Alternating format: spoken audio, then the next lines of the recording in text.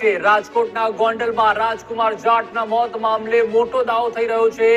ગુજરાતના જાણીતા અખબાર દિવ્ય ભાસ્કરે કર્યો છે મોટો દાવો। રાજકુમાર જાટના પોસ્ટમોર્ટમ રિપોર્ટ લઈને દિવ્ય ભાસ્કરનો આ દાવો છે। રાજકુમાર જાટને નાની મોટી 48 ઇજાઓના અહેવાલ છે। પગમાં ફ્રેક્ચર અને સાથળનું હાડકું પણ બહાર નીકળ્યાનો અહેવાલ છે। કમર, પગ અને માથાના ભાગે પણ ગંભીર ઇજાઓ થઈ હતી। પ્રસિદ્ધ અખબાર દિવ્ય ભાસ્કરે ઉઠાવ્યા છે અનેક સવાલો।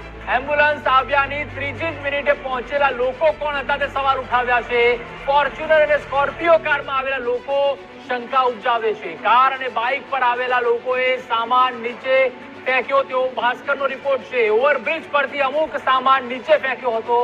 રાજકુમાર જાટના મોત પર રહસ્ય છે તે ઘેરાઈ રહ્યું છે અને યુવકના મોત બાદ અનેક સવાલો છે તે પણ ઉઠી રહ્યા છે। સમાજમાં ગુસ્સો, આખરે મોતનું સત્ય શું? જી હા, એ સમાચાર આપ જાણો છો કે ગોંડલના રાજકુમાર જાટ કે જેમનું મૃતદેહ મળી આવ્યો તો આખો જે વિવાદ છે એ ગોંડલના પૂર્વ ધારાસભ્ય જયરાજસિંહ અને તેમના પુત્ર ગણેશ ગોંડલ સાથે જોડાયેલો છે। કારણ કે જે પિતા પુત્ર છે જેમાંથી એકનું મોત થયું છે એ બંને આમના નિવાસસ્થાને ગયા હતા તેવી થિયરી છે।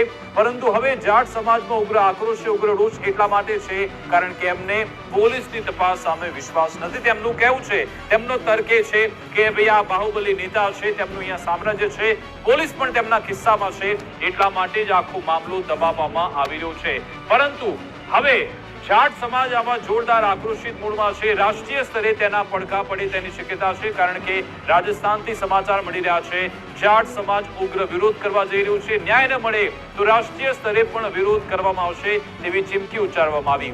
અગાઉ પણ નાગોડના જે સાંસદ છે હનુમાન બેલીવાલ તેમણે તપાસની માંગ કરી। તેમણે કહ્યું કે હું તો આ મુદ્દો લોકસભામાં પણ ઉઠાવવાનો છું। તેમણે કહ્યું કે યુપીએસસીની તૈયારી કરતો જે યુવક છે તેની સરા જાહેર હત્યા થઈ ગઈ છે તેવો આરોપ લગાવવામાં આવ્યો અને તેઓ સીધું જ પૂર્વ એમએલએ જયરાજસિંહ જાડેજા અને તેમના પુત્ર ગણેશ ગોંડલ સામે આંગળી ચીંધી રહ્યા છે। પરંતુ સવાલ એ છે કે શું આ કેસમાં પોલીસે ક્લીન ચીટ આપી દીધી છે કે પછી પોલીસે ફક્ત તથ્ય અને સત્ય બતાવ્યું છે?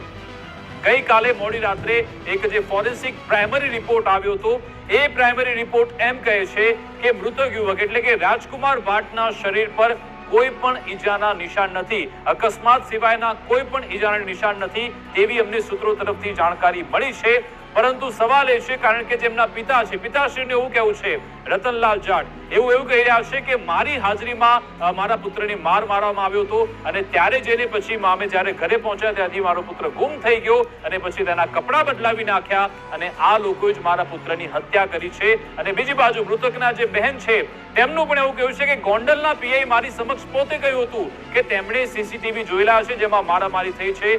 સવાલ એ છે કે શું એવા કોઈ સીસીટીવી હતા અને જો હતા તો પછી કેમ તેને છુપાવવામાં આવ્યા, કેમ તેને બતાવવામાં ન આવ્યા, એક મોટો સવાલ છે। અને બીજો સવાલ એ છે કે જો આમાં પિતા જે પરિવારજનો છે, યુવકના જે પરિવારજનો છે, જો તે ખોટું બોલી રહ્યા છે તો આખરે શા કારણે ખોટું બોલી રહ્યા છે?